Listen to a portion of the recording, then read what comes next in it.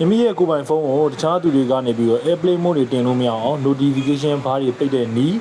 နောက်ထပ်တစ်ခုအနေနဲ့ကျွန်တော်တို့ power တွေပိတ်တဲ့အခါမျိုးမှာပေါ့နော်ဒီကျွန်တော်တို့ power ပိတ်လိုက်ပြီဆိုတာနဲ့ဒီ lock လေးတောင်းလာတဲ့နီလန်ပေါ့နော်ဒီနီလန်ကိုကျွန်တော်တို့ပြောပြပေးသွားမှာပဲဖြစ်ပါတယ်ကဲအရင်ဆုံးပြုလုပ်တဲ့နည်းအနေနဲ့ကျွန်တော် setting တွေကိုရင်ဝင်ရပါမယ် setting တွေကမှာ notification and status bar တွေကိုတစ်ချက်လောက်ဝင်ပေးပါအဲ့ဒီမှာနည်းနည်းလေးအောက်ဆွဲချလိုက်မယ်ဆိုရင်တော့ item show on the lock screen ဆိုတဲ့ဟာလေးကိုတစ်ချက်လောက်နှိပ်ပြီးတော့ control center ဆိုတဲ့ဟာလေးကိုဖွင့်ထားမယ်ဆိုရင်တော့တစ်ချက်လောက်ပိတ်ပေးပါခင်ဗျာနောက်ထပ်တစ်နည်းအနေနဲ့ကျွန်တော်တို့ကဒီ